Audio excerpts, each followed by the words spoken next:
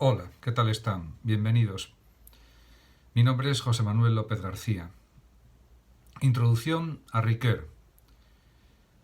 Paul Ricoeur fue un filósofo y antropólogo francés que combinó la descripción fenomenológica con la interpretación hermenéutica.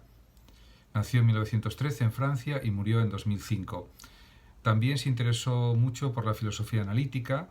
Él desarrolló una filosofía que podríamos calificar también de reflexiva, y también está claro que revolucionó el método de la fenomenología hermenéutica y lo extendió al ámbito de la interpretación de textos. Ciertamente voy a hacer una exposición de algunos aspectos, de algunas cuestiones relativas a la filosofía de Ricoeur sin pretender ser exhaustivo, como es lógico.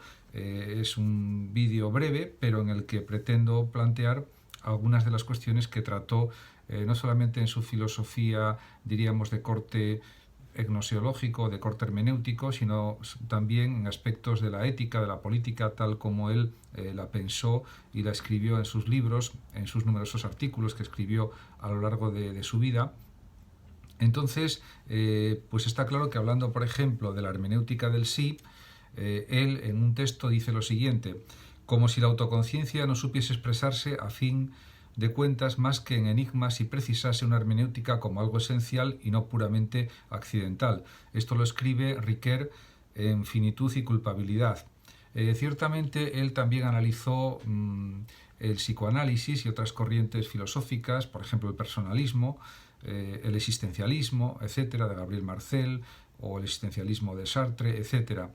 Pero realmente pues podemos señalar que en Ricoeur también existe un interés por cuestiones éticas y políticas, como ya comenté hace un momento, y también conviene insistir en que tenía pues unas ciertas inclinaciones pacifistas, aunque también era consciente, como gran pensador que fue, de las posibles consecuencias negativas de las actitudes pacifistas, en el sentido de que pueden propiciar una inhibición ante situaciones negativas o situaciones indeseables desde una perspectiva social o política. En este sentido, se puede recordar algunos de los fragmentos que escribió en sus escritos el propio Ricoeur, como por ejemplo este que voy a leer a continuación, y que dice así: y en la medida en que los valores producidos en esta historia no son compartidos por otras culturas, la acusación de etnocentrismo recae sobre los propios textos declarativos ratificados, sin embargo, por todos los gobiernos del planeta. En este sentido, diríamos que Ricoeur está planteando la necesidad de ser conscientes del etnocentrismo, ser conscientes del relativismo cultural existente y ser conscientes también de que hay pues una justificación histórica de los valores que hay que considerar, pero también puede haber una adaptación reflexiva a la situación concreta, un análisis de las consecuencias reales en cada momento histórico, en cada situación histórica, hablando a nivel de la ética política, a nivel de la praxis política también, y por lo tanto se comprende que diga estas cosas. También escribe Ricoeur lo siguiente: a mi entender hay que rechazar esta división y asumir la siguiente paradoja. Por una parte, mantener la pretensión universal vinculada a algunos valores en los que lo universal y lo histórico se entrecruzan; por otra, ofrecer esta pretensión a la discusión, no en un plano formal, sino en el de las convicciones insertadas en formas de vida concretas. En efecto, Ricoeur hace alusión aquí muy claramente a que no solamente existen los valores éticos universales que todos admitimos, que todos consideramos como óptimos, como algo universalizable, en el sentido kantiano, por ejemplo, sino que también, para que esa moral no sea excesivamente rigurosa, excesivamente, diríamos, reglamentista o excesivamente apegada a lo puramente teórico, habría que conectarla con los estilos de vida concretos, sobre todo con situaciones concretas, complejas, en las que hay que analizar distintas vertientes desde un punto de vista ético, desde un análisis ético. Por tanto, se entiende muy bien que haga estas aclaraciones el propio Ricoeur y que lo plantee para el debate ético y político.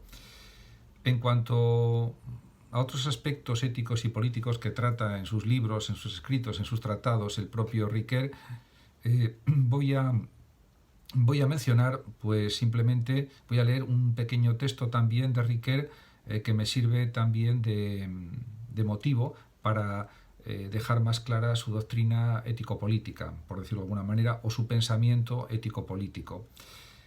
Y dice así este texto de Ricoeur: lo político prolonga aquí la ética, dándole una esfera de ejercicio.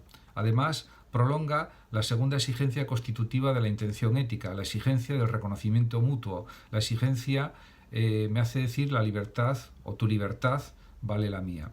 En efecto, diríamos que parece como una indirecta reformulación del imperativo categórico kantiano. Él también estaba influido por Kant, por supuesto, y en este sentido la afirmación de reconocimiento mutuo, pensar que la libertad del otro vale como la libertad del yo, en el sentido de que ambas tienen que ser respetadas y cumplidas, pues es, diríamos, un ejemplo muy claro de cómo tienen que estar conectadas la ética y la política desde el planteamiento de Ricoeur, y me parece pues un planteamiento muy coherente y muy acertado. También dice Ricoeur lo siguiente: el Estado de Derecho es en este sentido la efectuación de la intención ética en la esfera política, con lo cual está diciendo muy claramente que los valores éticos tienen que ser, diríamos, la base de fundamentación de cualquier acto político, de cualquier construcción política y de cualquier Estado de Derecho en el mundo. En este sentido, también las afirmaciones de Ricoeur son muy claras. En relación con lo que se puede denominar la fuerza del presente, para Ricoeur está muy claro que hay que procurar desarrollar una vida, diríamos, libre, una vida de compromiso, de iniciativa personal, en busca de la autorrealización, en busca de una mejor existencia. Incluso también podríamos hablar de un pensamiento de la creatividad personal, de la creatividad del yo, etc. Eso aparece en sus libros, en sus textos. En este sentido, hablando de la fuerza del presente, escribe el propio Ricoeur lo siguiente: la conjunción entre el presente vivo y el instante cualquiera se realiza prácticamente en la iniciativa, que tiene por emplazamiento la carne. En este sentido, aquí la carne se refiere al cuerpo de la persona, que debe estar en un primer plano de la acción de cada individuo, de cada sujeto, en la propia vida, diríamos, de cumplimiento de los deseos, diríamos, de los propósitos, de los objetivos vitales que cada individuo tenga.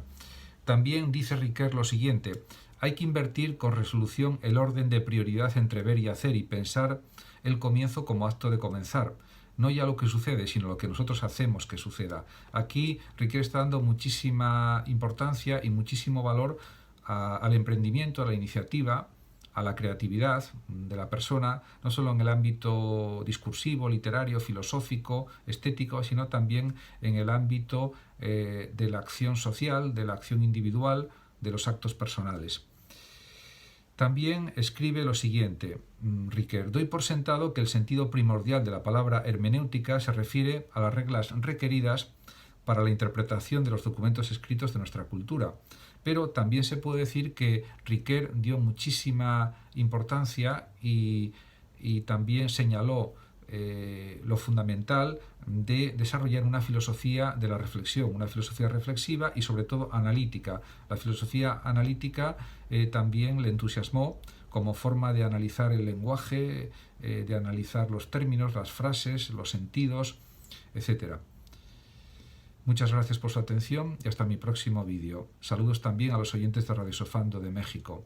Hasta siempre. Si lo deseas, puedes compartir este vídeo, darle me gusta o suscribirte a mi canal. Muchas gracias.